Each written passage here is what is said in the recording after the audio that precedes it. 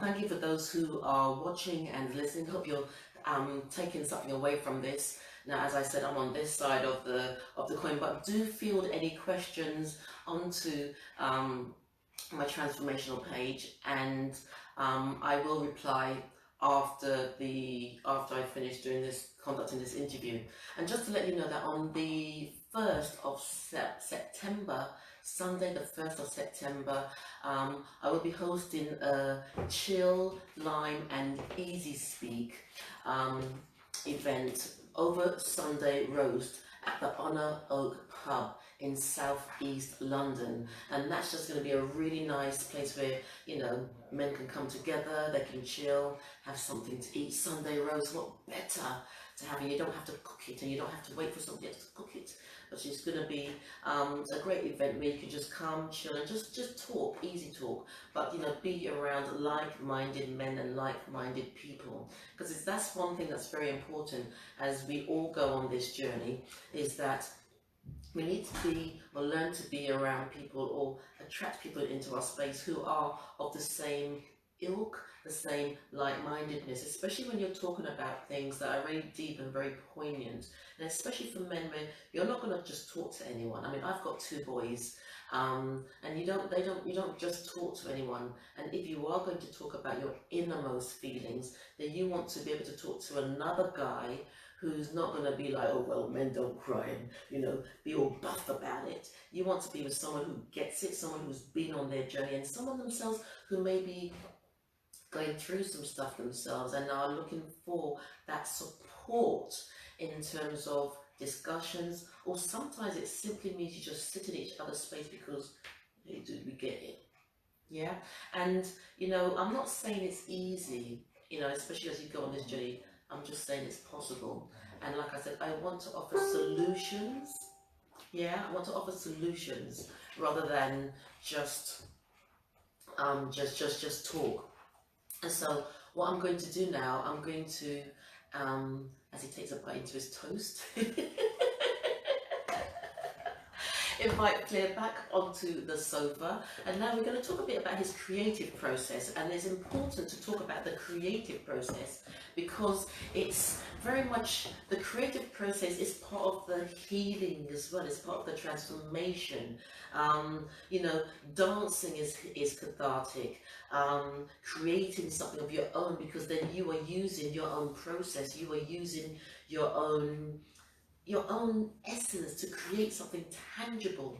And so Flair is just going to talk about his creative process and how his creative process helps him to just, yeah, come into being and to just live life different and better and more expressive. But before we do that, I want to show something off to you.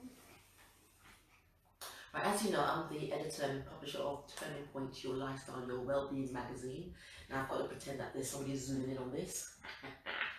And in the January issue of the magazine, I featured Flair, and so he's got a real, I would suggest, not just because it's my magazine, but I would suggest that you consider getting a copy of this particular issue, because in there Flair talks openly about his spiritual journey, and he's just had a way of putting the article together. I thought, bam, fire! But it was very enlightening, but also very empowering. So if you would like to get a copy of Turning Point, Your Lifestyle, Your Wellbeing, become your own hero. And this is what he's going to talk about now, how he became his own hero through his creativity. You can contact me at Esther Austin Global, or on this Facebook page if you would like a copy. They're £10. Takes about a week to come, but there's a very enlightening story in this particular issue. So thank you, Flair. Yeah, that's cool. Right, Flair. So we're going to now talk about your creativity and how you feel your creative process has allowed you to find yourself, express yourself, experience and explore self even more. Well, in part one, when I was talking about finding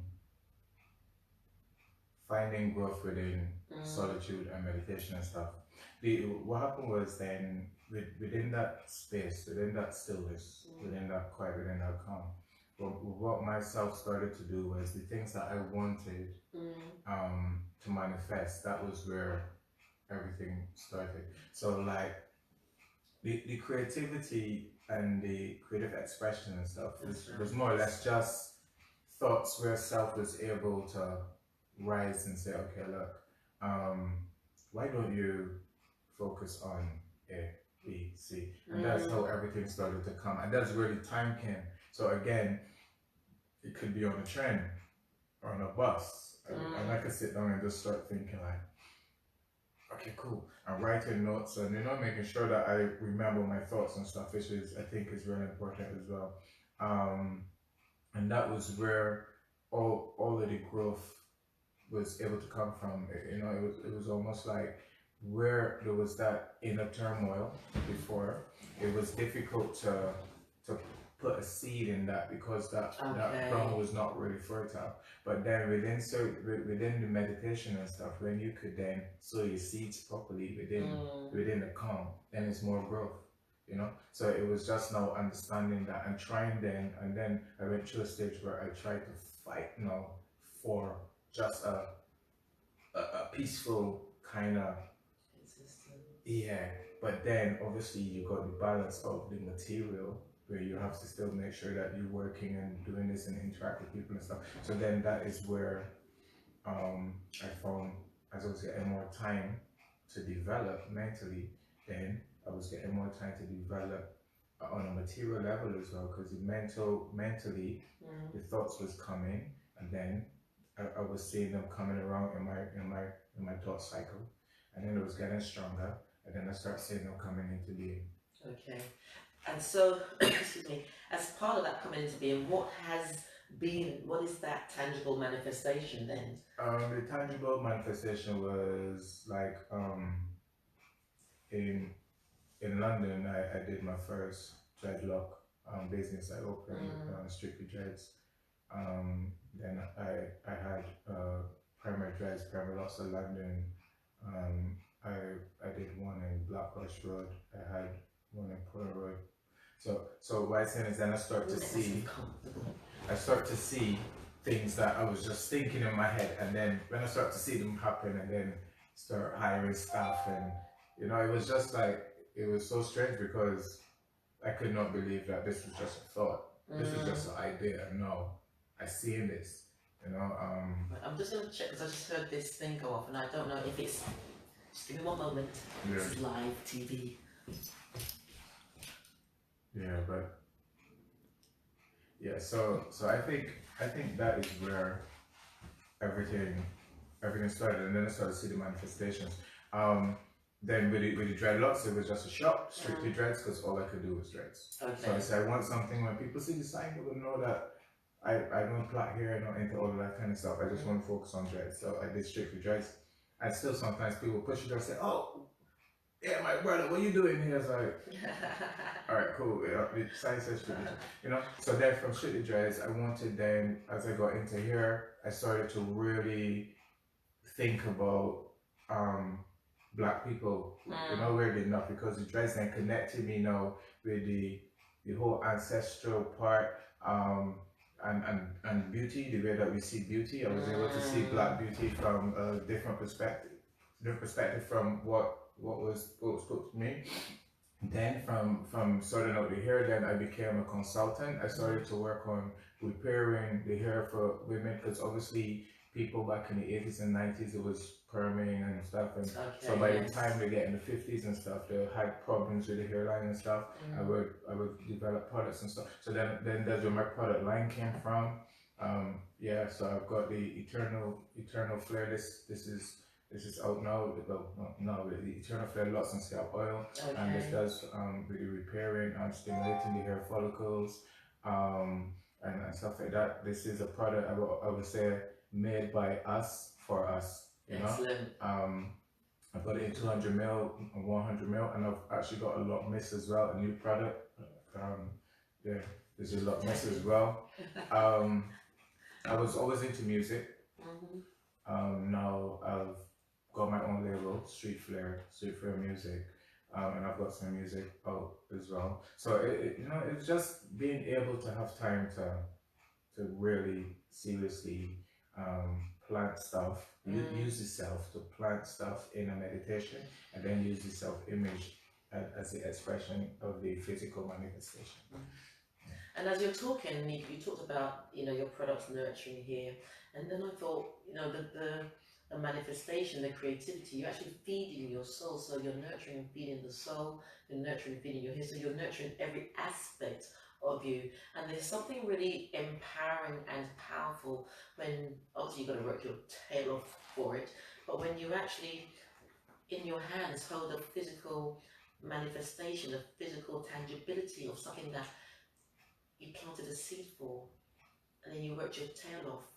You can work other things off. But the weirdest thing is, to me, the most powerful thing about it is when people come and say, Flair, this product actually works. And like, I actually create something that works. Like, yes. That's, and to me, that's the best thing. Because like, I think every person well, let me just speak for myself. I think like for me, every time I style someone's hair, every time I hold the hair, I put hair together and do everything. As it sat down, it was like if it was me.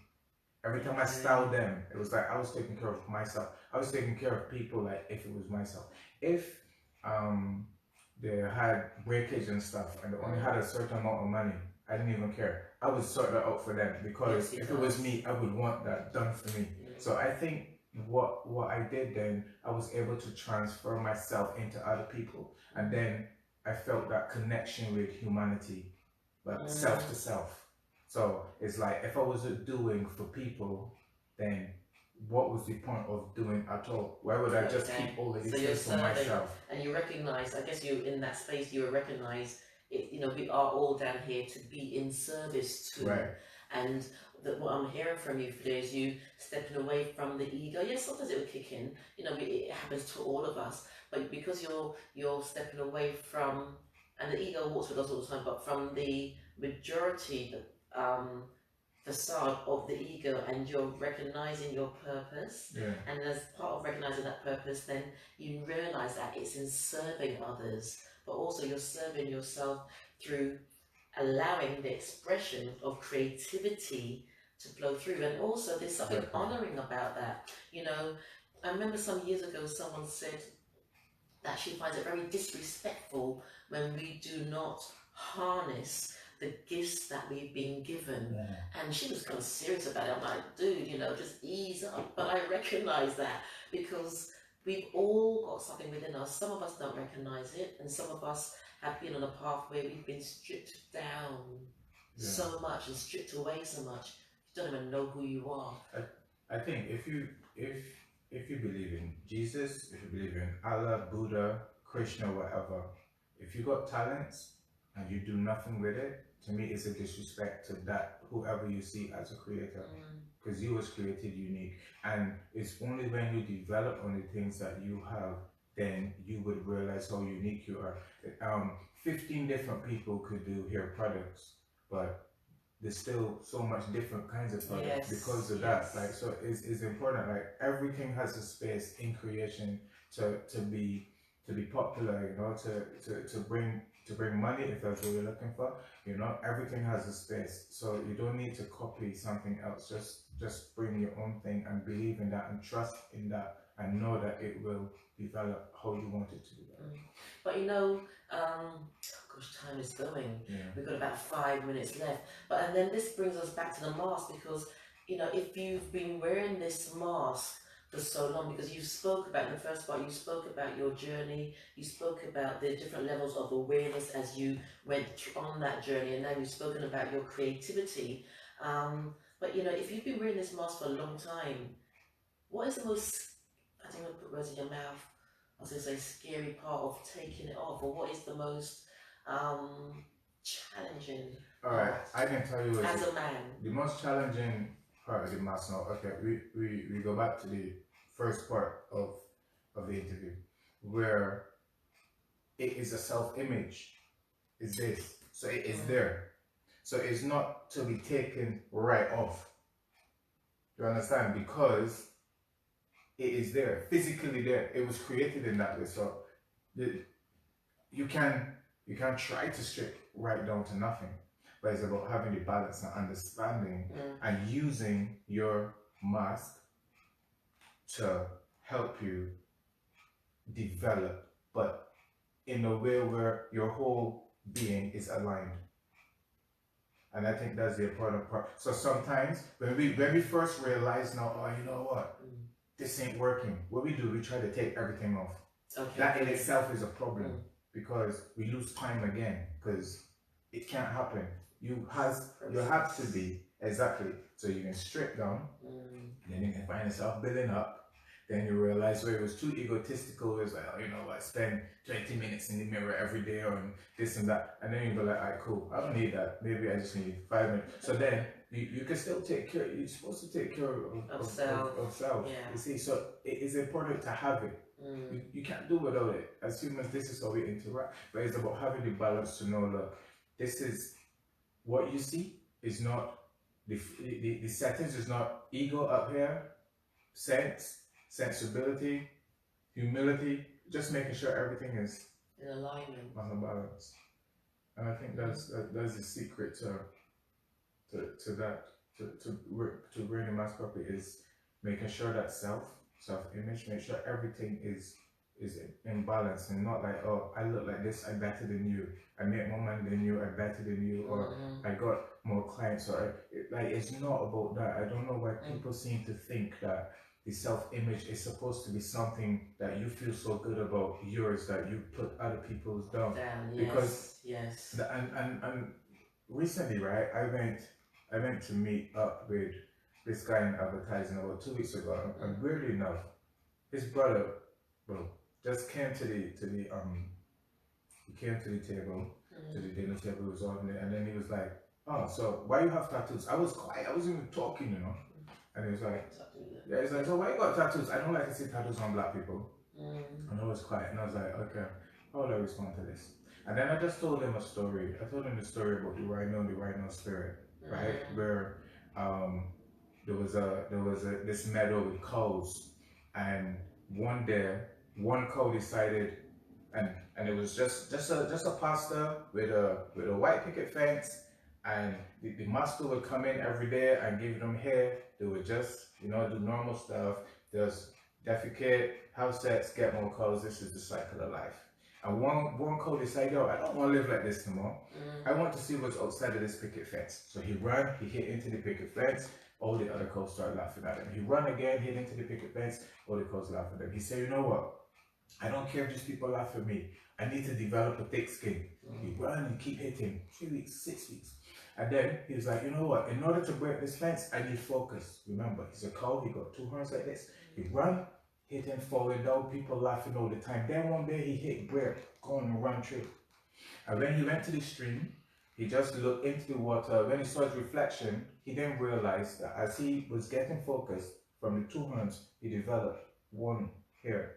And as he was having a thicker skin mentally, he developed a thicker skin physically. So now he became a rhinoceros.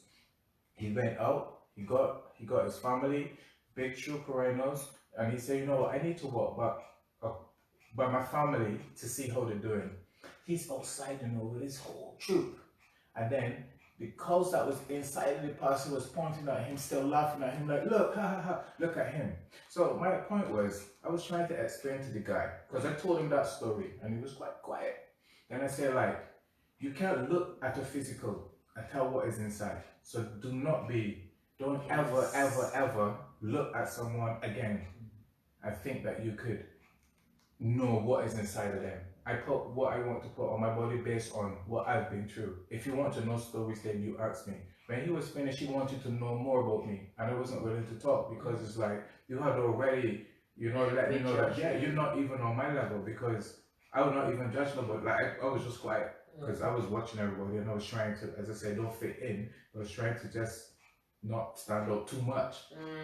You see, and then that's what happened. Until after that, then every time I spoke, everyone was quiet, wanted to hear what I had to say.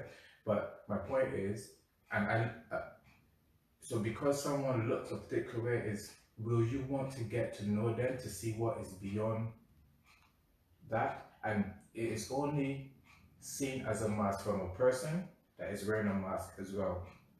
So when I see you, I see Esther. I see person to person. Before, when I didn't know you, you didn't know me, we would probably see mask to mask. But it's, will you have the time to see past that? And I think that is what people need to really get Get to. Get to. And you said something key there, to see beyond the mask, but also, I'm an intuitive healer and an energy healer, so I've often been able to see right through. And I would encourage you all, to, as Flair's talked about, going on that journey of working on self, because when you work on self, you become more aware of self, and the universe, God, Yahweh, whatever is your source, gives us, and we have the essence of seeing the reality of stuff. Life happens to us all, and it glosses things over for us. And sometimes for us to actually feel who we really are, so that we can see the truth in what's going on around us, we shut down to that, because tapping into self and being able to see beyond, being able to hear beyond, being able to understand beyond what's in the physical. We're often taught, people call me a witch, and that's fine, you don't know. But when you're able to really see into, it's not a judgment, it's neither that we're looking to see what's in somebody, but when you've been on a journey within yourself, and you understand that we are more than the physical, you will be able to see beyond the mask and see the real person. But we have to keep detoxing who we are. Keep detoxing, even myself, on a daily basis. And I've got a couple of people around me and my partner who I'm accountable to, because if something happens, I'm like, tell me if this is me. I always do my own introspection. Sometimes I can be very deep and anal, but that's me, because somebody's got to be deep. But I'm just encouraging you all, and as men, to know that, firstly, it's okay to say, I need help. It's okay to seek. They say birds of a feather flock together. So you find your tribe, find a group, or find yourself in an environment with men who aren't really in that full ego stage, but men who really would want to put down their armor and say, I'm tired, I need to talk. Or just to sit in an environment with another man, just to sit and maybe watch something, but you guys know that you hold each other. And on winding down, Flair, what else can you say that would encourage someone who's going through challenges, who really wants to talk, who's trying to find a place to just, I just want to take this, even if it means I just want to peep out from this mask, just briefly, what bit of advice would you give to them? I would say that sometimes in life, we go through stuff, and alright, this is how we'll put it. A book, chapters. Sometimes we move in from chapter 3 to 4, but it's ourselves that want to stay in chapter 3. Yes. And what I'm saying is, sometimes it's okay to close and to move forward, because in the unknown is where you get to see your real power. Like, that is really character building. When you are at your lowest, what will you do? Will you rob someone? Will you steal this? Will you do that? Or will you just stay focused, wait on your time, and just balance? Everything that we go through, somebody went through before, and somebody came out on top. Maybe then you need to look at role models, at people that were stripped to nothing, that became billionaires, whatever you want to be. You understand? Yeah, but the information is there now.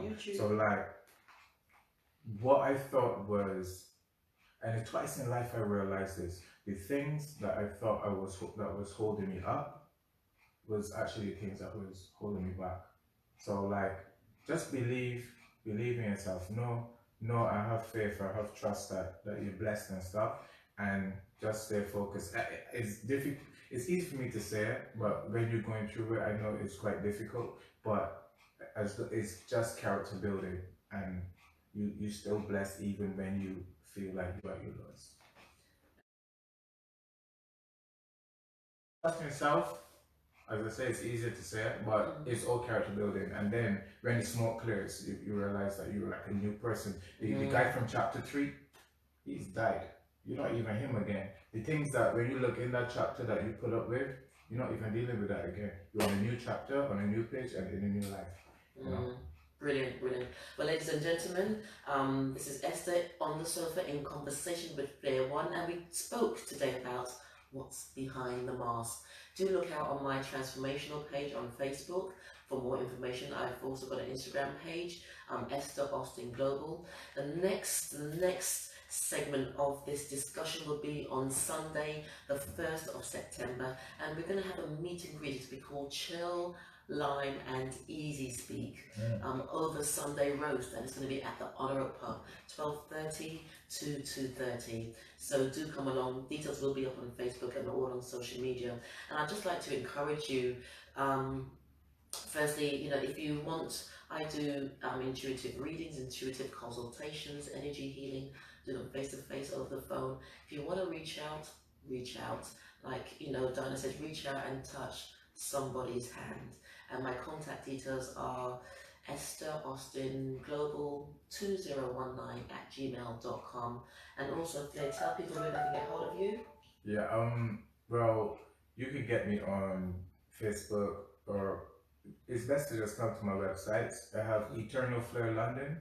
There's my products and stuff like that. You get products, information on all the natural stuff, the hair services, hairstyles, whatever.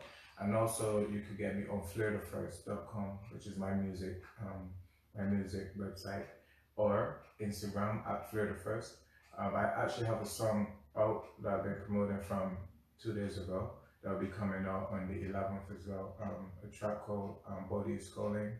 And it's featured, is about it comes with a warning. Yeah, PG-13. This one is we highlighting the topic of sex within relationships and stuff, so it's quite provocative.